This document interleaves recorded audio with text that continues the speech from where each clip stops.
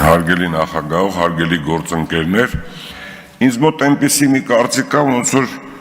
մեր ընդդիմությունը այլ մոլորակային էր լինեն, որտեղ աշխարհում այնպիսի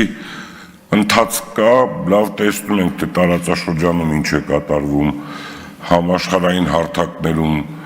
երկրների խնդիրները որոնք են, պատերազմական երկրներ, տնտեսական պայքար,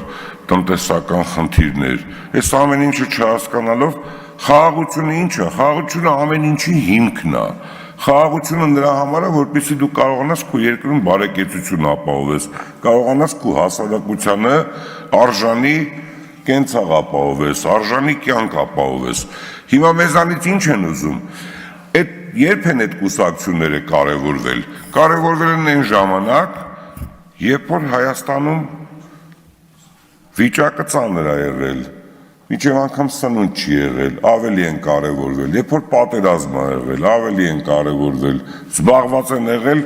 անօրինական գործունեությամբ, անօրինական ինչ-որ հարցեր լուծելով։ Ես ուզում եմ ասել, որ մեր ընդդիմությունը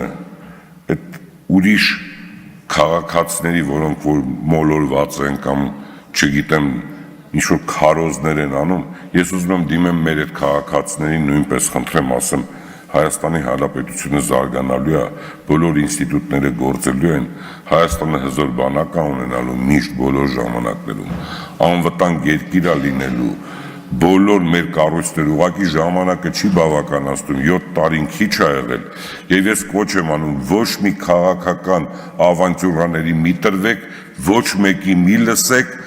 մենք շատ ուժեղ պետություն ենք ստեղծելով գնում ենք, եթե ուզում եք եկեք մեզ միացեք, դուք էլ խորհուրդներ տվեք, դուք էլ մաս կազմեք ու այդ քաղաքացիները եթե խնդիր ունեն, թող մեր քաղաքական միավորից հարցնեն, թե